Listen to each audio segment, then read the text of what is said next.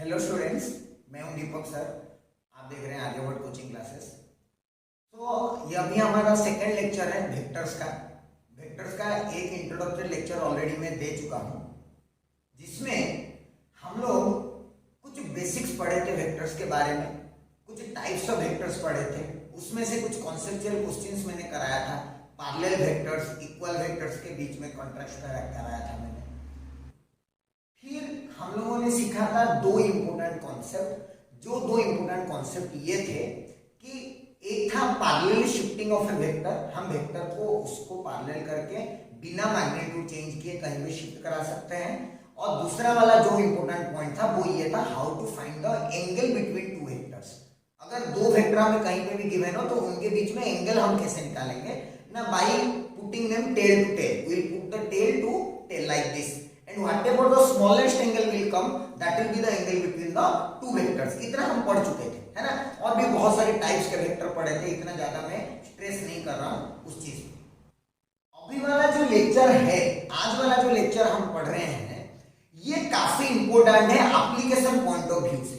मतलब चैप्टर्स में हम जो चीज यूज करेंगे कंटिन्यूअसली, हमें कंटिन्यूअसली एनकाउंटर करना पड़ेगा, हमें कंटिन्यूअसली बहुत सारी चीजें समझना पड़ेगा, वो आज के लेक्चर से ही सीखेंगे हम लोग। तो very important basic class for vectors, है ना। आज के लिए मैं बता रहा हूँ क्या सीखेंगे, हमने बता रहा हूँ बेसिकली दो चीजों पे मैं आज फोकस किया हूँ आपको सिखाने का। वो है एक है यूनिट वेक्टर और एक है हमारा पोजीशन वेक्टर। तो पोजीशन वेक्टर की बात बाद में करेंगे हम लोग। फिलहाल हम जो बात करने वाले हैं वो किसके बारे में, यूनिट वेक्टर्स के बारे में। क्लियर है? तो चलिए शुरू करते हैं यूनिट वेक्टर्स के बारे में। तो जैसे कि हेडिंग डाल दिया मैं, this is the second lecture of our vector session, है ना। यूनिट वेक्टर का डेफिनेशन पहले समझिए आप। यूनिट इंग्लिश में ही यूज किया जाता है, मैथमेटिक्स में हम लोग पढ़ते थे। यूनिट का रियल मतलब होता है वन, है ना। यूनिटी इन मैथमेटिक्स में वन को रिप्रेजेंट करने के लिए यूनिटी का यूज किया जाता था। सो यूनिट का मतलब भी वन होता है ना। तो हमें यूनिट लिख दिया मतलब हम समझ गए कि भाई इसमें वन वाला कुछ चीज तो है। तो क्या है बताया गया ना, ऐसा कोई वेक्टर जिसका मैग्नीट्यूड वन यूनिट हो, मैग्नीट्यूड उसका वन होनी चाहिए, तो हम वैसे वाले वेक्टर्स को क्या बोल देंगे, यूनिट वेक्टर, है ना। तो समझ में आ गया कि हाँ, अगर कोई भी वेक्टर का मैग्नीट्यूड वन है तो यूनिट वेक्टर बोलेंगे। ये तो कोई भी बुक में लिखा होगा, डेफिनेशन लिखा होगा, बट यूनिट वेक्टर के बारे में डीप स्टडी करते हैं हम लोग कि क्या होता है ये यूनिट वेक्टर। तो देखिए क्या बताया गया ना, ये यूनिट वेक्टर को रिप्रेजेंट किया जाता है। हम लोग पहले तो बताना पड़ेगा यार बाकी दूसरे वेक्टरों से, और यूनिट वेक्टर को अगर अलग से डिफाइन कर रहे हैं हम लोग तो यूनिट वेक्टर को अलग से रिप्रेजेंट भी करना होगा, है कि नहीं। इसीलिए यूनिट वेक्टर को अलग से रिप्रेजेंट किया गया। जैसे ना सबके ऊपर नॉर्मल वेक्टर में हम एरो देते हैं, इसके ऊपर हम लोग कैप लिखते हैं, ऐसे टोपी टोपी टोपी समझते हैं ना, कैप डालते हैं और इसको ऐसे ही पढ़ते हैं ए कैप। तो कभी भी एक कैप में लिख दूं तो आपको समझ में आना चाहिए कि हाँ भाई ये एक यूनिट वेक्टर की बात किया जा रहा है। कौन सा यूनिट वेक्टर ना, वो यूनिट वेक्टर है ए। मतलब कि अगर इस यूनिट वेक्टर जो है, ये यूनिट वेक्टर ऐसा तो नहीं है, हो सकता है उसी वेक्टर, जैसे कि मान लीजिए कि मैं वेलोसिटी की बात करता हूँ या फोर्स की बात करता हूँ, तो फोर्स का वन न्यूटन वो वाला फोर्स हो गया उसका यूनिट वेक्टर, लेकिन हो सकता है उसी डायरेक्शन में दूसरा फोर्स हो 10 न्यूटन का। तो मतलब कि ये एक कैप जो है ना वो ओरिजिनली एक वेक्टर से आया है। समझ में आया मेरी बात, मैं क्या बोल रहा था, यूनिट वेक्टर है मतलब इसका मैग्नीट्यूड वन है। इसका मतलब ये कोई एक वेक्टर है। कौन सा वेक्टर, ए लिखा हूं मतलब ए वेक्टर है, ये ए वेक्टर का यूनिट वेक्टर है। समझ में आ गया मेरी बात, ए वेक्टर का यूनिट वेक्टर। तो क्या बताया गया, तो अगर ये ए कैप है तो the direction of the unit vector, मतलब इस ए कैप एक वेक्टर है जिसका मैग्नीट्यूड वन है, लेकिन ये आया कहां से है, ए वेक्टर जिसका मैग्नीट्यूड कुछ और है ना। लेकिन क्या बोला गया, the direction of the unit vector is along the direction of the original vector। मेरा यूनिट वेक्टर कौन है, ए कैप, और ओरिजिनल वेक्टर कौन है, ए वेक्टर जिसका मैग्नीट्यूड कुछ और है। समझ में आया। तो ये दोनों का डायरेक्शन क्या होता है, सेम। तो अगर कोई भी दो वेक्टर का सेम डायरेक्शन होता है तो हम उसको क्या बोलते हैं, पैरेलल वेक्टर। तो क्या मैं ये बोल सकता हूं कि मेरा ए वेक्टर और ए कैप जो है, मैं सॉरी इक्वल लिख दिया हूं, क्या वो मेरे पैरेलल वेक्टर्स होंगे। तो ये पैरेलल वेक्टर्स का एग्जांपल्स में भी हम इसको लिख सकते हैं कि कोई भी वेक्टर जो है वो अपने यूनिट वेक्टर को हमेशा पैरेलल होगा। क्लियर है? तो इसी तरह से बताया गया कि यूनिट वेक्टर के बारे में 3 पॉइंट। यूनिट वेक्टर मतलब ऐसा वेक्टर जिसका मैग्नीट्यूड 1 होता है, इसको रिप्रेजेंट हम कैप देकर करते हैं। दूसरा बात है कि इसका जो डायरेक्शन होता है वो ओरिजिनल वेक्टर के डायरेक्शन के साथ सेम होता है, मतलब the unit vector and the original vector are parallel to each other. Clear है? 3 पॉइंट समझ में आ गया सबको? ये यूनिट वेक्टर के बारे में 3 पॉइंट मैंने आपको समझा दिया, ठीक है? और यही 3 पॉइंट होता है। कभी भी यूनिट वेक्टर का याद आए तो याद करना क्या क्या बताया था सर, है ना? ये बताया गया था। उसके नीचे एक चीज में बताया कि आप ध्यान से सुनिए। मान लीजिए कि मैं बोलूं कि मेरे पास एक यूनिट वेक्टर, ये ऐसा है मेरे पास, ठीक है? ये यूनिट वेक्टर है, इसका डायरेक्शन इधर है, क्या आपकी तरफ, है ना? 1 न्यूटन है, 4 से मान लो तो 1 न्यूटन, कोई भी वेक्टर हो सकता है, 1 है। अगर मैं इसमें 5 मल्टीप्लाई कर देता हूं तो इसका वैल्यू कितना हो जाएगा, 5। लेकिन डायरेक्शन यही है।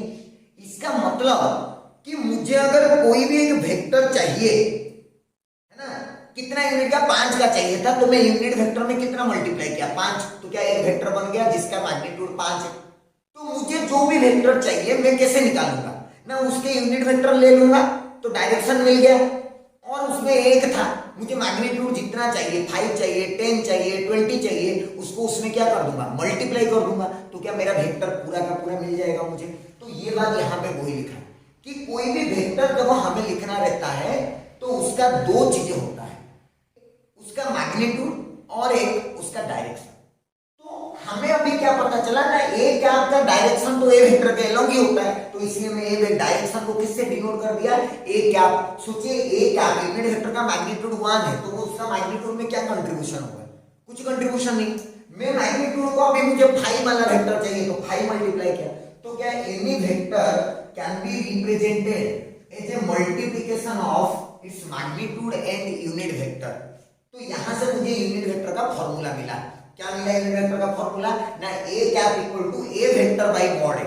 मतलब मुझे अगर पूरा वेक्टर पता है और उस वेक्टर का मैग्नीट्यूड पता है, मैं अगर डिवाइड कर देता हूं तो जो आंसर आएगा वो मेरा क्या हो जाएगा, ए कैप मतलब यूनिट वेक्टर। क्लियर है? ये यूनिट वेक्टर के बारे में बेसिक आइडिया। क्या क्या 4 पॉइंट है। आप हमेशा फिजिक्स को मैं बताता हूं कि फिजिक्स को हम ऐसे ही याद करते हैं, just like a story line, कि किसी के बारे में पढ़ रहे हैं, ठीक है, उसका नाम पता आता सब कर देते हैं, तो उसके बारे में पूरा डिटेल स्टडी कर देते हैं। फिर उसका कहाँ पे काम है, जैसे किसी को हमें चाहिए तो जिंदगी में हमारा कहाँ पे जरूरत है वो पता होनी चाहिए, तो वो हम सीखते हैं कि अच्छा यूनिट वेक्टर पढ़े, इसको यूज कहाँ कहाँ करना है, अगर कहाँ कहाँ करना है पता चल गया तो कैसे कैसे यूज करना है, that is what we are study. Alright, so ये हो गया मेरी बात की यूनिट वेक्टर के बारे में इतने पॉइंट। और कभी भी यूनिट वेक्टर मुझे निकालना हो तो मैं चुपचाप कैसे निकाल दूंगा, उस वेक्टर को ले लूंगा और उसका मैग्नीट्यूड से डिवाइड कर दूंगा। क्लियर है? ये हो गया बेसिक बात यूनिट वेक्टर के बारे में। अब बात है कि यूनिट वेक्टर का हमारे जिंदगी में जरूरत कहाँ पड़ते हैं, फिजिक्स प्रॉब्लम्स करने में कहाँ जरूरत पड़ते हैं ना। ऐसे सोचिए कि जब भी हमें कोई चीज को लोकेट करना है, कोई चीज के बारे में बताना है, मुझे कोई पूछेगा तू कहाँ पे है, तो उसको क्या बताऊंगा मैं, है ना, डिपेंड करता है कि वो कहाँ से पूछ रहा है। अगर कोई लोकल आदमी पूछेगा कहाँ पे, तो मैं बोलूंगा मैं रूम पे हूँ बोल के, है कि नहीं। इसका मतलब है मुझे हमेशा एक लोकल रेफरेंस की जरूरत पड़ती है। मतलब कि मैं हमेशा एक कोऑर्डिनेट सिस्टम पे डिपेंड करूंगा, एक्स वाई जेड बना के मुझे बोलना पड़ेगा अच्छा ये एक्स है ये वाई है। ये फिजिक्स में ऐसे ही करते हैं, बिकॉज एवरीथिंग इज रिलेटिव, तो हम हमेशा अपना एक्सिस खुद चूज करते हैं। तो दूसरी बात है डायरेक्शन भी बताना है, तो डायरेक्शन तो नॉर्थ साउथ ईस्ट वेस्ट करके बताया जा सकता है, लेकिन मैथमेटिकली कैसे बताएंगे, एक्सिस ड्रॉ करके, है ना। तो इसीलिए हमें जरूरत पड़ेगा किसका, 3 एक्सिस की जरूरत पड़ेगी हमें, एक्स एक्सिस वाई एक्सिस और जेड एक्सिस में लिख देता हूं, x axis y axis z axis, है ना। इसका मतलब क्या है ना, कोई ऐसे एक्स में जा सकता है, कोई वाई में जा सकता है, कोई जेड में जा सकता है, मतलब कोई भी वेक्टर का डायरेक्शन किधर भी हो सकता है एक्स और वाई के बीच में हो सकता है तीनों के बीच में, जैसे कि ये रूम की बात कर लो, रूम से एक कोने से दूसरे कोने तक मान लो, तो वो 3 डायमेंशन आ गया, एक्स में भी आएगा, वाई में भी आएगा और जेड में भी आएगा, तो कुछ भी हो सकता है। लेकिन हमेशा हमें इन तीनों रेफरेंस में लिखना है, एक्स वाई और जेड के टर्म्स में। इसीलिए 3 यूनिट वेक्टर को डिफाइन किया गया, जो कि हम रियल लाइफ में यूज करेंगे। 3 यूनिट वेक्टर क्या क्या देखिए ना, अगर कोई यूनिट वेक्टर, ये सब यूनिट वेक्टर्स है ना, उसका डायरेक्शन अगर एक्स एक्सिस के अलॉन्ग हो तो उसको हम लोग किससे लिखते हैं, आई कैप मैं लिख दिया हूं साइड में, है ना, आई कैप, आई के ऊपर कैप, उसको एक्स से एक्स एक्सिस के अलोंग अगर किसी का डायरेक्शन हो तो ठीक है, वाई में हो तो जे कैप, जेड में हो तो के कैप। मैं यहाँ पे ड्रॉ भी कर दिया हूँ खुद आपके सामने, एक्स के अलोंग यूनिट वेक्टर ड्रॉ किया हूँ छोटा सा, तो आई कैप, वाई में छोटा सा जे, ये सब यूनिट वेक्टर्स है, मतलब इन सबका मैग्नीट्यूड कितना है 1। अब सोचिए ये जो तीनों वेक्टर है एक्स वाई जेड वो तो ऐसे परपेंडिकुलर होते हैं ना यार, एक्स वाई और जेड ऐसे, है ना, जैसे कोई रूम का कॉर्नर में देखोगे तो 3 वॉल होंगे, है ना, 2 वॉल मतलब 3 एड्ज आएंगे एक कॉर्नर में, वो तीनों एड्ज एक्स वाई और जेड जैसे कहलाते हैं, मतलब तीनों के तीनों क्या है परपेंडिकुलर टू ईच अदर। तो ये जो 3 यूनिट वेक्टर है ये भी एक्स और वाई और जेड के अलोंग है, मतलब क्या ये भी आपस में ईच अदर के साथ परपेंडिकुलर है। तो याद करो मैं पिछले क्लास में पिछले लेक्चर में बताया था जब कोई भी वेक्टर्स 90 डिग्री में रहते हैं तो उनको हम ऑर्थोगोनल वेक्टर्स बोलते हैं, और ये तीनों के तीनों वेक्टर्स जो हैं they are at 90 degree to each other, that's why this 3 are known as orthogonal unit vectors. ये हो गया हमारा यूनिट वेक्टर के बारे में बेसिक चीज, और कुछ थ्योरी आई कैप जे के कैप जो कि हम यूज करेंगे in order to represent the vectors along some axis, है ना। आप इतना लिख लीजिए, मैं इसके कुछ बढ़िया एग्जांपल करके आपको बताऊंगा, फिर इसके बारे में हम और ज्यादा डिटेल में भी डिस्कशन करेंगे, लिख लीजिए आप। तो अभी हम लोग पढ़ चुके हैं आई कैप जे कैप के कैप, हम इसको एक्चुअली में ये हो गया आपका थ्योरी वाला सेक्शन, है ना। इतना थ्योरी तो हम लोग जान लिए कि ऐसे आई जे के बोलते हैं, उसको कैसे यूज करेंगे प्रैक्टिकल लाइफ में, मैं कुछ एग्जांपल्स के साथ आपको बताऊंगा, इसमें कुछ और भी चीजें बताऊंगा, ठीक है, कैसे कैसे बताता हूँ ध्यान से सुनो। पहले क्या लिखा, पहले लिखा हूं कि वेलोसिटी है, वेलोसिटी एक वेक्टर क्वांटिटी होती है अलोंग पॉजिटिव एक्स एक्सिस, और वैल्यू कितना है 5 मीटर पर सेकंड। तो सोचिए कि अगर मुझे इसका वेलोसिटी वेक्टर लिखना है v वेक्टर, तो मैं 2 चीजें लिखूंगा, क्या लिखूंगा, एक तो इसका मैग्नीट्यूड लिखूंगा, फिर उसका क्या लिखूंगा यूनिट क्या मतलब डायरेक्शन, अभी मैंने सिखाया था। मैग्नीट्यूड कितना आ गया वेलोसिटी का 5, और यूनिट वेक्टर देखिए डायरेक्शन किधर है एक्स एक्सिस के तरफ, तो अगर एक्स एक्सिस के तरफ डायरेक्शन है तो कितना आ जाएगा ये v वेक्टर, ये v क्या के बदले में पॉजिटिव एक्स एक्सिस, तो क्या लिखूंगा आई क्या, तो क्या मेरा वेलोसिटी वेक्टर को रिप्रेजेंट करने का तरीका क्या हो गया 5 आई क्या। इसका मतलब है कि कोई एक ऑब्जेक्ट का वेलोसिटी जो है वो अलोंग पॉजिटिव एक्स है और उसका वैल्यू कितना है 5 मीटर पर सेकंड। सिमिलरली सेकंड वाला क्वेश्चन आप खुद बता सकते हैं, क्या लिखा है नेगेटिव जेड एक्सिस, मतलब के क्या लेकिन नेगेटिव है मतलब माइनस, और वैल्यू कितना है 10, तो मैं इसका आंसर में क्या लिखूंगा ना एफ वेक्टर इक्वल टू -10 के क्या। कोई डाउट है तो ये होनी चाहिए, बिल्कुल क्लैरिटी से समझ में आ रहा होगा, है ना सबको, मतलब बेसिक चीजें, बहुत बेसिक चीजें, मैं ज्यादा टाइम ले रहा हूं वैसे भी। दूसरा वाला ये वाला जो ये थोड़ा समझने वाली बात है, क्या बता रहा है ना forces along 30 degree with x axis in x y plane, x y plane, plane समझते हैं ना, प्लेन मतलब कोई भी 2 एक्सिस से बना हो, अगर एक्स और वाई से प्लेन बन गया तो उसमें जेड एक्सिस का कोई काम नहीं, वो एक्स और वाई प्लेन में बोल रहा है, मतलब सिर्फ एक्स एक्सिस है और सिर्फ वाई एक्सिस है, जेड एक्सिस की बात ही नहीं है कुछ। क्लियर है मेरी बात? तो सोचिए क्या बोला है, मतलब मैं एक्स एक्सिस ड्रॉ कर दिया ऐसे, वाई एक्सिस ड्रॉ कर दिया ऐसे, बिल्कुल, और क्या बोल रहा है ना इधर है forces along 30 degree with x axis, मतलब सोचिए ये और ये एंगल कितना 30 degree, this is my F vector, और f1 लिख देता हूं f1 वेक्टर। क्लियर है मेरी बात? ये f1 और ये f1 की वैल्यू कितनी दी हुई है 10 न्यूटन। क्लियर? अब सोचिए एक बात कि अगर ये 10 न्यूटन है, मतलब मुझे मैं बताया था कि magnitude is directly proportional to length, मतलब क्या इस लेंथ को मैं 10 जैसा ट्रीट कर सकता हूं, मतलब कि समझ रहे ना, इतना वैल्यू को 10 बता दो, मैग्नीट्यूड है 10 उसका, मतलब ये वैल्यू 10 हो गया। अगर ये 10 हो गया, ये तो x में और y में नहीं उनके बीच में है यार, तो क्या करो ना इसको तोड़ो, है ना, कैसे तोड़ेंगे सोचो, ये 30 डिग्री, अगर मैं ये ट्रायंगल कंप्लीट कर देता, ये 30 डिग्री है, तो ये वाला लेंथ कितना आ जाएगा मेरा ना 10 cos 30, और ये वाला लेंथ मेरा कितना आ जाएगा 10 sin 30। क्लियर है? मतलब मैं क्या बता सकता हूं, ये जो f वेक्टर है 10 वैल्यू, इसका कुछ पार्ट x के ऊपर में है और कुछ पार्ट y के ऊपर में है, दोनों मिलकर एफ को किधर बना रहे हैं, एक्स और वाई के बीच में। क्या मेरी बात क्लियर है? कुछ पार्ट कहां पे है, एक्स में, कुछ पार्ट कहां पे है, वाई में। कितना एक्स में है ना, 10 cos 30, और कितना वाई में है, 10 sin 30। वो ट्राइंगल आप देख सकते हो अंदर, है ना, मैं नहीं समझा रहा कुछ भी, ये 10 है वैल्यू ऐसा है। तो ये जो 10 आया ना, ये किसके ऊपर आया, एक्स के ऊपर। मतलब कि एक्स के ऊपर जिसको आया उसको मैं लिखूंगा एफ एक्स, और इसको क्या पढ़ूंगा, इसको पढ़ूंगा x component of F vector, ऐसे पढ़ूंगा मैं। समझ में आया क्या होता है? ये कंपोनेंट चीज क्या है, समझिए। कंपोनेंट चीज क्या है, सिंपल सी बात है कि भाई इसके साथ 30 बना रहा है तो इसके साथ 30 बनाओ, 30 बना रहा है तो एक्स के ऊपर कितना आ गया ना, इतना cos 30, और उसको क्या बोलते हैं, एक्स कंपोनेंट। सिमिलरली जो y के ऊपर आया उसको क्या लिखूंगा, एफ वाई, और इसको क्या बोलूंगा, y कंपोनेंट।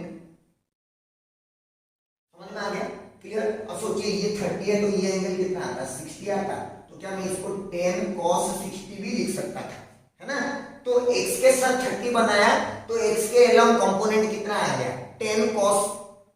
y के साथ 60 बनाया तो y के साथ कंपोनेंट कितना आ गया, 10 cos। तो क्या जिसके साथ, यहाँ पे z है नहीं, z एक्सिस की बात ही नहीं है, क्योंकि कौन सा प्लेन की बात होगी, एक्स वाई प्लेन की बात होगी।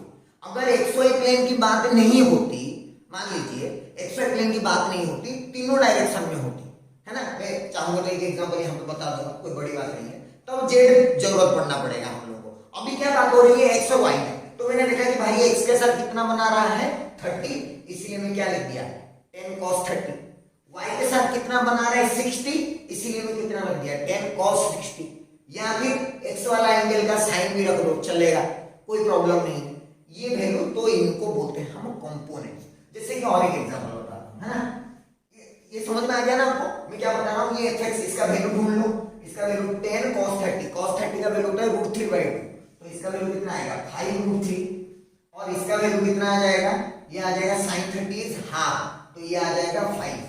तो मैं अगर एफ वेक्टर लिखना चाहूं तो एफ एक्स के साथ आई क्या मल्टीप्लाई करूंगा, एफ वाई के साथ जे के मल्टीप्लाई करूंगा, है कि नहीं, क्योंकि एक्स और वाई दोनों में है। एक्स वाला लिखूंगा तो एक्स का डायरेक्शन कौन, आई क्या, वाई वाला लिखूंगा तो वाई का डायरेक्शन कौन, जे क्या, दोनों लिख दिया। ठीक, अब वैल्यू डाल दो तो एफ एक्स का वैल्यू आ जाएगा 5√3 आई क्या प्लस ये आ जाएगा 5 जे। ये this is the representation of my F vector, है ना। इससे देख के पता चल रहा है कि आई जे दोनों है, मतलब ना ये पूरा एक्स में होगा ना ये पूरा वाई में होगा, एक्स और वाई के बीच में कहीं और पे होगा। क्लियर है? अब दूसरा चीज यहाँ पे समझते हैं हम लोग। मान लो कि ये बात समझ में आ गया सबको, और एक बार बता देता हूँ, एक्स में आ गया जितना उसको एक्स कंपोनेंट बोलते हैं, वाई में जो कंपोनेंट आया जितना पार्ट उसको वाई कंपोनेंट बोलते हैं, एक्स कंपोनेंट को आई कैप के साथ और वाई कंपोनेंट को जे कैप के साथ मल्टीप्लाई करके हम लोग लिखते हैं, दोनों को ऐड करके, जैसे यहाँ पे मैं लिखा हूं। ठीक है, अब मैं एक और एग्जांपल बताता हूं जिनको जेड कंपोनेंट वाले टॉपिक में डाउट होगा, है ना। सोचिए मैं बताऊं कि ए वेक्टर मतलब कुछ भी वेक्टर का नाम लिख देता हूं, कुछ पी वेक्टर मान लो, है ना, makes angle 30 degree with x axis और 60 डिग्री विथ 60 नहीं 45 कर देता हूं, 45 degree with y axis and 60 degree with z axis. मान लो ऐसा कोई एक वेक्टर है, ठीक है, जो कि एक्स के साथ कुछ बना रहा है, वाई के साथ कुछ बना रहा है, जेड, मतलब ये 3D में दे दिया। मैं जो ये दिया था एक इसमें दिया था 2 डायमेंशन में, सिर्फ एक्स और वाई, इसमें तीनों आ गया, एक्स भी, वाई भी और जेड भी। जैसे कि इसमें करा कंपोनेंट कैसे निकाला मैंने ना, जिसके साथ जो एंगल बना रहा है उतना कॉस, तो सोचो एंड मॉड पी दे दिया है, मॉड पी इक्वल टू 10 दे दिया मान लो, ठीक है। तो इसका सॉल्यूशन अगर मैं करूंगा, सोचो तो इसका सॉल्यूशन में मैं क्या लिखूंगा, क्या लिखूंगा, सोचिए ना, मुझे ए एक्स चाहिए, ए नहीं पी लिखा ना, तो पी का एक्स कंपोनेंट, पी का वाई कंपोनेंट, पी का जेड कंपोनेंट, ये तीनों चाहिए मुझे, है कि नहीं। पी का वाई कंपोनेंट कितना आएगा, पी का वैल्यू कितना है 10 इंटू एक्स के साथ एंगल, एक्स के साथ एंगल कितना 30, तो क्या लिखूंगा cos 30 y के साथ एंगल कितना 45, तो क्या लिखूंगा 10 इंटू कॉस 45, है ना। और z के साथ 10 इंटू कॉस z के साथ एंगल कितना 60, तो कॉस 60। तो क्या यहां से मेरा x y और z आ गया। अगर मेरा x y और z आ गया तो मैं यहाँ पे आराम से लिख सकता हूँ कि p vector equal to px का वैल्यू जो भी आएगा उतना i का, py का वैल्यू जो भी आएगा j का, एंड pz का वैल्यू जो भी आएगा k का। तो ऐसे केस में जब भी z कंपोनेंट निकालना होगा तो आपको z एक्सिस के साथ मतलब रिलेशन दिया होना चाहिए, है ना। ऐसा नहीं कि xy में देख के हमें z निकालना पड़े, ऐसा नहीं। क्लियर है मेरी बात। तो बेसिकली मैं ये सिखाना चाह रहा था कि जब हम i j k के फॉर्म में कोई भी वेक्टर को लिखते हैं तो जो i के साथ टर्म होता है वो उसका x कंपोनेंट कहलाता है, j के साथ जो होता है उसका y कंपोनेंट, और k के साथ जो होता है वो उसका z कंपोनेंट कहलाता है जब भी हम i j के फॉर्म में लिखते हैं तो। और उनको डिटरमाइन करने का तरीका क्या है मैं समझा दिया कि यहाँ पे मैं लिख देता हूँ फाइनली बॉक्स बना के, if alpha beta gamma are the angle made with x y and z axis respectively. अगर ऐसा है कि x के साथ कितना एंगल बना रहा है अल्फा, y के साथ बना रहा है बीटा और z के साथ बना रहा है गामा, ये ऐसे एंगल्स हैं, रेस्पेक्टिवली लिखा हूं, है ना। तब उसका जो x कंपोनेंट होगा वो कितना होगा ना, मैग्नीट्यूड ऑफ a, जैसे 10 मल्टीप्लाई करते थे इनटू cos x के साथ एंगल कितना अल्फा, y होगा मॉड a cos बीटा और z होगा मॉड a cos गामा, और मेरा जो a वेक्टर होगा वो होगा axi क्या, ayj क्या और azk क्या। ये आपको याद रखनी है। This is the thing that you need to remember. Clear है मेरी बात।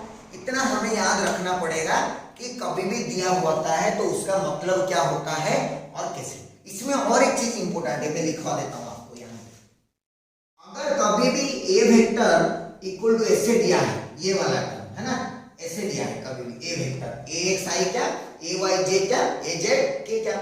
अब सोचिए मुझे अगर मैग्नीट्यूड ऑफ a चाहिए तो मैं कैसे निकालूंगा, ये तीनों का स्क्वायर, ax का स्क्वायर, ay का स्क्वायर और az का स्क्वायर का ऐसे मुझे निकालना। जैसे कि एग्जांपल आप चाहो तो एग्जांपल भी लिख देता हूं यहाँ पे एक, है ना। क्या एग्जांपल, सिंपली ये ट्रिक है, हमको याद रखना है। ऐसा क्यों होता है ना, थोड़ी देर में समझ में आ जाएगा आपको कि ऐसा क्यों हो रहा है ना। मैं बता दूंगा आपको पूरा फिगर ड्रॉ करा के, लेकिन समझिए कभी मैग्नीट्यूड, जैसे कि बोला b vector equal to 2i क्या प्लस 3j क्या माइनस 1 k क्या। तो अगर मुझे मैग्नीट्यूड ऑफ b वेक्टर चाहिए तो मैं कैसे निकालूंगा, root over of 2 square plus 3 square plus minus 1 का होल स्क्वायर, ये आ जाएगा 9 प्लस 4 30 प्लस 1 क्या रूट ओवर ऑफ 14 यूनिट्स आ जाएगा। So this is how the magnitude is determined if the vector is given in terms of I, J and K। और उसको कैसे उल्टा में सारा चीज बता दिया। वेक्टर गिवन हो तो I, J, K के टर्म में डिटरमाइन करना, और I, J, K गिवन हो तो उसमें से उसका क्या डिटरमाइन करना, उसका मैग्नीट्यूड, है ना। तो इतना चीज हम लोग डिटरमाइन कर सकते हैं। आप अच्छे से इसको देख लीजिए। अभी मैं कुछ और एग्जांपल्स और कुछ इंपोर्टेंट टॉपिक्स इसके बारे में आपको बताऊंगा। आप एक बार इसको अच्छे से नोट्स में नोट कर लीजिए सारे। तो बच्चों अभी हम लोग एंगल कुछ भी अगर अल्फा बीटा गामा बन रहा है तो वो उसको कैसे यूज करके एक्स कंपोनेंट, वाई कंपोनेंट और जेड कंपोनेंट निकालते हैं हम सीख लिए, है ना। अब क्या सीखना है ना, मैं बोला कि ये जो टर्म्स हो ना, एक्स के साथ अल्फा, वाई के साथ बीटा और जेड के साथ गामा बना रहा है, तो ये जो टर्म आएगा cos alpha, cos beta, cos, ये इसको बोला जाता है डायरेक्शन कोसाइंस। क्या बोला जाता है, डायरेक्शन कोसाइंस। अब ये जो डायरेक्शन कोसाइंस है इनका एक प्रॉपर्टी है जो कि मैं लिखा हूं, डायरेक्शन कोसाइन बोलते हैं हम लोग। Sum of square of direction cosines equal to 1। मतलब जो पे जितने भी डायरेक्शन कोसाइंस हैं उनका अगर स्क्वायर करके सम लो तो आंसर कितना आएगा 1। इसका प्रूफ करते हैं थोड़ा, है ना।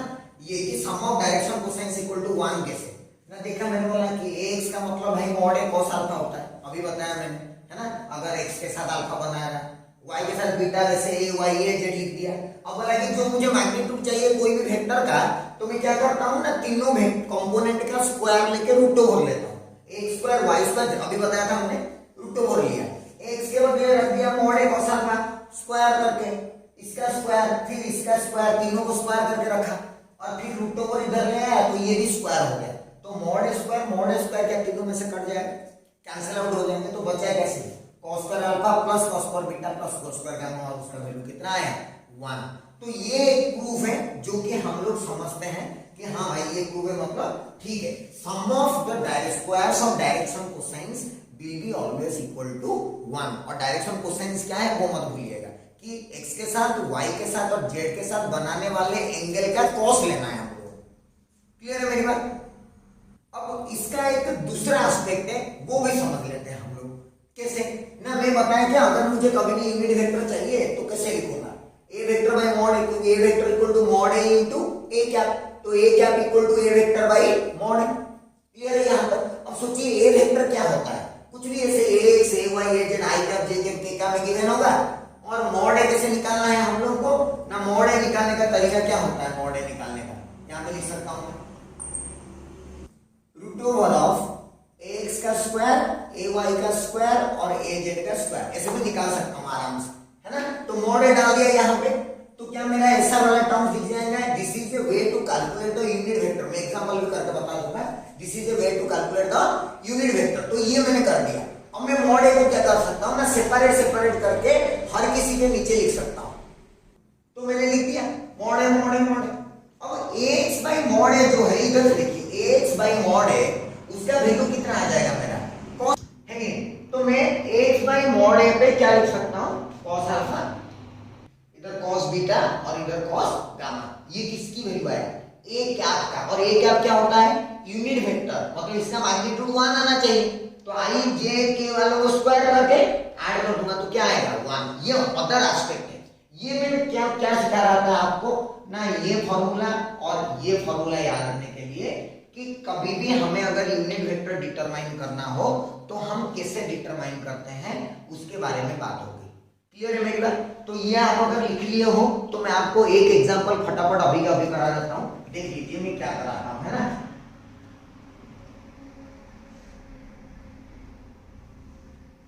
क्या बताता हूं मैं ना, जैसे कि एक एग्जांपल बताता हूं। एग्जांपल मान लो कि a vector equal to 2i cap plus jk minus 2k cap, कोई भी एक वेक्टर गिवन है। उसमें पूछा कि फाइंड a कैप, मतलब क्या फाइंड करना है, यूनिट वेक्टर। और क्या फाइंड आउट करने के लिए बोल रहा है, सुनो ना, फाइंड द डायरेक्शन कोसाइंस, या फिर बोल सकता है find angle made with x y and z axis. ऐसे कुछ भी क्वेश्चन पूछ सकता है ना।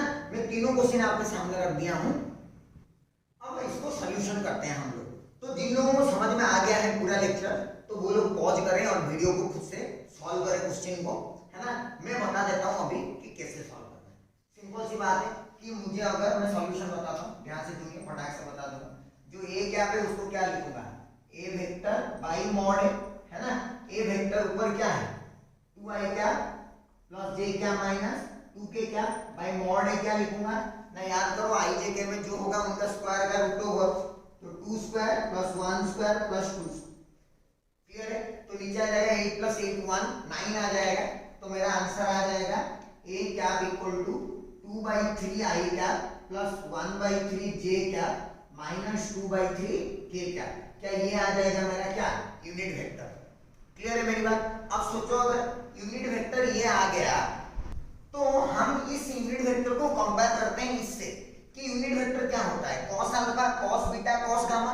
मतलब i कैप में जो है वो क्या cos अल्फा हो गया, j कैप में जो है वो क्या हो गया cos बीटा, k कैप में जो है वो क्या हो गया cos गामा। तो मैं क्या यहां से लिख सकता हूं, देखो cos alpha equal to 2/3, cos beta equal to 1/3, cos gamma equal to -2/3, है ना।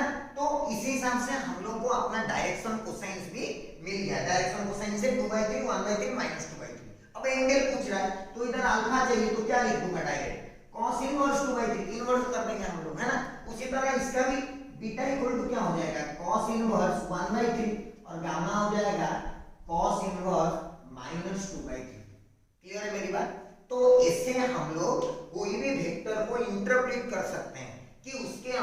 दिया गए चीजें क्या रिप्रेजेंट करते हैं, उनसे हम लोग क्या कैलकुलेट कर सकते हैं और उन चीजों को हम लोग कैसे कर सकते हैं। क्लियर है मेरी बात? तो ये हो गया मेरा basic discussion on unit vectors and how to represent vectors using unit vector, I J K representation, उनका मैग्नीट्यूड, फिर एंगल, डायरेक्शन, कोसाइन, एवरीथिंग। अभी मैं जो इसके बाद अभी पढ़ाने वाला हूं आपको, वो मैं आपको पढ़ाने वाला हूं पोजीशन वेक्टर। ठीक है, तो आप लिख लीजिए इसको, फिर हम पोजीशन वेक्टर शुरू करते हैं। ओके स्टूडेंट्स, तो हम लोग पोजीशन वेक्टर के बारे में अभी पढ़ेंगे। यूनिट वेक्टर पढ़ चुके हैं, पोजीशन वेक्टर और डिस्प्लेसमेंट वेक्टर, ये दो काफी इंपॉर्टेंट चीज है, क्योंकि ये इस चैप्टर से कम रिलेटेड है और इसका यूज ज्यादातर आएगा हमारा काइनेमेटिक्स में, है ना, जो पहला चैप्टर है फिजिक्स का। वेक्टर के बाद ही हम काइनेमेटिक्स पढ़ेंगे। तो काइनेमेटिक्स में इस दो वेक्टर का बहुत खतरनाक यूज आने वाला है। तो पहले तो समझ लेते हैं कि ये दो है क्या, वेक्टर्स, है ना। पोजीशन वेक्टर क्या है ना, सुन लीजिए, मैं लिखा हुआ है सब कुछ, मैं बता देता हूं आपको ना। ये वेक्टर को, पोजीशन वेक्टर को हम यूज करते हैं to denote the position of a point, है ना। मतलब कि जब भी हम कोऑर्डिनेट सिस्टम ड्रॉ करेंगे, हम बोलेंगे कि एक पॉइंट है, पॉइंट कहां पे है पता, तो हम कोऑर्डिनेट सिस्टम के हिसाब से क्या बोलेंगे, उसका कोऑर्डिनेट बोलेंगे कि पॉइंट जो है वो x, y कोऑर्डिनेट में, उसका कोऑर्डिनेट कुछ भी हो सकता है, x, y लिख दिया हमने, है ना। तो ये कोऑर्डिनेट है, ये कोऑर्डिनेट तो उसका कोऑर्डिनेट्स हो गया ना यार, उसका वेक्टर के फॉर्म में तो कुछ पता नहीं चला। तो वेक्टर के फॉर्म में अगर सोचिए, मुझे कोई बोलेगा कि भाई तू कैसे जाएगा इसके पास, पॉइंट P के पास में किस डायरेक्शन में जाऊं, कैसे जाऊं, कोई पूछेगा तो मैं क्या बोलूंगा, मैं बोलूंगा काम कर, ओरिजिन में बैठ और ये जैसे ऐसे सीधा लाइन दिख रहा है ना, उसके तरफ वैसे चला जा, है कि नहीं। तो पोजीशन वेक्टर यही वाला वेक्टर है जो कि ओरिजिन से कोई एक पॉइंट का लोकेशन बता देता है हम लोगों को, समझ में आया। तो क्या बताया गया ना, this is a vector used to represent the position of a point in a coordinate system. एक कोऑर्डिनेट सिस्टम में कोई भी पॉइंट का पोजीशन बताने के लिए जिस वेक्टर का यूज किया जाता है, उस वेक्टर को हम लोग क्या बोलते हैं, पोजीशन वेक्टर। क्लियर है? अच्छा, पोजीशन वेक्टर, तो मैं बोला कि पोजीशन वेक्टर कैसे ड्रॉ करो ना, ओरिजिन से एक एरो ड्रॉ कर दो, किसकी तरफ, पॉइंट की तरफ, जिस पॉइंट इसका पोजीशन वेक्टर चाहिए तो क्या करो, ओरिजिन से इसके तरफ एक एरो ड्रॉ कर दो, मैंने ड्रॉ कर दिया, तो ये दिखाई दिया, तो उसको डिनोट करते हैं आर वेक्टर से। जनरली कोई भी वेक्टर से हम डिनोट कर सकते हैं, लेकिन जनरली हम इसको किससे डिनोट करते हैं, आर वेक्टर से। किसको, पोजीशन वेक्टर को, है ना, आर वेक्टर से डिनोट करते हैं। चलिए अब बोला कि अच्छा, अगर ये पॉइंट को ज्वाइन करता है, मैं यहाँ पे परपेंडिकुलर ड्रॉ करूंगा, तो ये x कोऑर्डिनेट है, मतलब ये डिस्टेंस कितना होगा, x। और याद करो, जो भी ये डिस्टेंस होता है क्या, उसी को हम लोग x कंपोनेंट बोलते हैं। इसका मतलब अगर मेरा पॉइंट का कोऑर्डिनेट x है, तो जो पोजीशन वेक्टर आएगा उसका x कंपोनेंट भी कितना हो जाएगा, x हो जाएगा, है कि नहीं। दिखाई दे रहा है हम लोग कि अगर ये x है तो x coordinate x, y component वैसे कितना आएगा, y। तो कोई भी पॉइंट का अगर कोऑर्डिनेट x y है, तो उसका जो पोजीशन वेक्टर आएगा वो कितना आएगा, x i क्या प्लस y j क्या। ये 2D में आया क्योंकि मैं x और y लिया हूं, z लिया ही नहीं। अगर z भी होता, मान लो कोई कोऑर्डिनेट का पॉइंट का कोऑर्डिनेट होता है x, y, z, तो उसका पोजीशन वेक्टर के लिए फिर से ओरिजिन से पॉइंट की तरफ एरो ड्रॉ कर देता, और उसका x कंपोनेंट जो भी होगा, x कोऑर्डिनेट वो x component, y coordinate y component and z coordinate z component बन जाता, है ना। तो इसका पोजीशन वेक्टर क्या बन जाता, x i के, y j के, z के। आप खुद सोचो अभी कि अगर ये r वेक्टर का मॉड लिखना है कोई भी i j k के टर्म में, तो उसका मैग्नीट्यूड कैसे निकालते हैं, x square y square z square, है कि नहीं। अब आप खुद सोचो ये क्यों आया था, एक्चुअली अभी पता चलेगा। सोचिए अगर पॉइंट x, y है, x y z भी होता, तो सोच यहाँ पे मैं लिख देता हूँ mod r vector equal to x square plus y square. ये कैसे आया ना, सोच ये 0,0, ये पॉइंट क्या है x, y, तो ये लेंथ होता, और यही लेंथ मेरा क्या होता है, मैग्नीट्यूड। तो magnitude of the position vector equal to length, है ना। तो ऐसे हम लोग पोजीशन वेक्टर को डिफाइन किए, उसका मैग्नीट्यूड ऐसे लिखे, उसको लिखने का तरीका भी ऐसे लिखे। अब आप खुद सोचिए कि अगर कोई बॉडी मोशन कर रहा है, कोई बॉडी मूव कर रहा है, तो क्या होगा, अगर वो मूव कर रहा है तो उसका पोजीशन चेंज हो रहा हो, मतलब अभी जिस पोजीशन में होगा कुछ टाइम बाद वो उस पोजीशन में नहीं होगा, कोई दूसरा पोजीशन में चला गया होगा। Means whenever there is motion there is a change of position means there is a change of position vector. तो मेरा इनिशियल पोजीशन वेक्टर कुछ और बन जाएगा, फाइनल पोजीशन वेक्टर कुछ और बन जाएगा, जहां पे फाइनली वो आएगा, है ना। तो यहां पे हम और एक वेक्टर का डिफाइन करते हैं जिसको हम बोलते हैं डिस्प्लेसमेंट वेक्टर, है ना। ये भी काफी इंपॉर्टेंट है और काफी जगह यूज होगा हमारा किसमें, काइनेमेटिक्स चैप्टर में, उसमें पढ़ाया भी जाएगा फिर भी उसको वेक्टर में थोड़ा मैं बता देता हूँ। डिस्प्लेसमेंट वेक्टर का डेफिनेशन बेसिकली क्या बोला गया ना, डिस्प्लेसमेंट तभी होता है जब कोई भी ऑब्जेक्ट मोशन कर रहा है ना। अगर कोई भी ऑब्जेक्ट मोशन कर रहा है, अब सोचो उसका पहले पोजीशन कुछ इनिशियल पोजीशन था, तो इनिशियल पोजीशन वेक्टर था आर आई वेक्टर, फिर फाइनली कोई दूसरी जगह को चला गया तो उसका पोजीशन वेक्टर चेंज होकर क्या हो गया आर फाइनल। जैसे एग्जांपल पहले पी में था, जब पी में था तो एक्स आई क्या, x i y i z i initial position coordinates ये थे, फाइनल कोऑर्डिनेट्स क्या हो गए x final y final z final, मतलब यहां से यहां तक वो मूव कर गया। अब वो कैसे भी मूव किया है, मान लो कि वो ऐसा मूव किया है, मतलब रैंडम पाथ में मूव किया है, तो मैं बोला कि कुछ नहीं, ये जो होगा वेक्टर ये वाला, ये होगा उसका आर इनिशियल वेक्टर, और इसको जो ज्वाइन करूंगा एरो यहाँ पे, ये होगा आर फाइनल वेक्टर, और ये जो यहां से यहां तक आया, सोचो ऐसे एरो देता हूं, है ना, पी से क्यू तक एरो डायरेक्ट मैं वेक्टर मेरा क्या होगा displacement vector, that is my S vector, this is my displacement. अब सोचो कि डिस्प्लेसमेंट बोलूंगा मैं इसको, क्लियर है। अब सोचो कि अगर ये पाथ ऐसे आया था, ऐसे ना अगर कोई दूसरे रास्ते से भी आता, ऐसे घूम के इधर आता, फिर भी तो मेरा इनिशियल ये फाइनल ये ही होता, तो क्या मेरा डिस्प्लेसमेंट वेक्टर जो है वो पाथ पे डिपेंड करता है? नहीं, it is independent of the path. ये किस पे डिपेंड करता है? सिर्फ इनिशियल पोजीशन वेक्टर और फाइनल पोजीशन वेक्टर में। तो मैं क्या लिखूंगा, देयरफॉर सोचो r initial vector equal to क्या हो जाएगा, कोऑर्डिनेट एक्स वाई जेड है, तो एक्स इनिशियल आई क्या प्लस वाई इनिशियल जे क्या प्लस जेड इनिशियल के क्या, और आर फाइनल वेक्टर क्या हो जाएगा, एक्स फाइनल आई क्या प्लस वाई फाइनल जे क्या प्लस जेड फाइनल के क्या। ये हो जाएंगे मेरे इनिशियल और फाइनल। तो मेरा जो डिस्प्लेसमेंट वेक्टर आएगा वो आएगा r final minus r initial. जो माइनस करूंगा तो क्या करूंगा, एक्स को एक्स से, वाई को वाई से, जेड को जेड से। कैसे माइनस किया देख ना, x final minus x initial का आई का plus Y final minus Y initial का जे का plus Z final minus Z initial का के क्या। क्या ये आ जाएगा मेरा, क्लियर है। तो ये आ गया मेरा डिस्प्लेसमेंट वेक्टर। अब सोच आई जे के में कभी भी अगर पता है और हम लोग को मैग्नीट्यूड चाहिए, मुझे मैग्नीट्यूड चाहिए, मैग्नीट्यूड ऑफ एस वेक्टर, तो क्या लिखूंगा, रूट ओवर ऑफ इसका स्क्वायर इसका स्क्वायर इसका स्क्वायर आई जे के, तो X final minus x initial का whole square plus Y final minus Y initial का whole square plus Z final minus Z initial का होल स्क्वायर। क्लियर है। अगर आपको पता होगा तो this is the formula for distance between two points, और वही मेरा एस है। यही हम लोग पढ़े थे कि डिस्टेंस बिटवीन टू पॉइंट्स होता है x2 माइनस x1 का square plus y2 minus y1 का स्क्वायर का रूट ओवर। यहाँ पे हम 3D में पढ़ रहे हैं तो z भी आ गया, है ना। लेकिन ये वही फॉर्मूला है जो हम पहले ही पढ़ रहे थे, डिस्टेंस बिटवीन टू पॉइंट्स। अगर ये पॉइंट और ये पॉइंट के बीच में डिस्टेंस निकालने के लिए बोलता तो आप ऐसे ही निकालते, x final minus x initial का स्क्वायर इसका स्क्वायर इसका सब करते हैं हम लोग, है कि नहीं। तो यहाँ पे मैं अगर वेक्टर के फॉर्म में निकाल रहा हूं तो भी मेरा आंसर वही आ रहा है। दैट इज द रीजन कि vector is a conventional method और एक अच्छा मेथड है जो कि हम फिजिक्स में यूज करेंगे to get the very good answers. Like बहुत अच्छे से सॉल्व हो जाते हैं हमारे प्रॉब्लम्स, बहुत आसान हो जाता है फिजिक्स, है ना। लेकिन कोई नया चीज नहीं है, we are getting all the same normal things. Clear है मेरी बात। तो ये बात कहानी हो गई हमारी, पोजीशन वेक्टर क्या होती है, डिस्प्लेसमेंट वेक्टर क्या होता है, उसको कैसे निकालते हैं, इसका एग्जांपल भी हम कर सकते हैं, बट कोई फायदा नहीं। क्लियर है।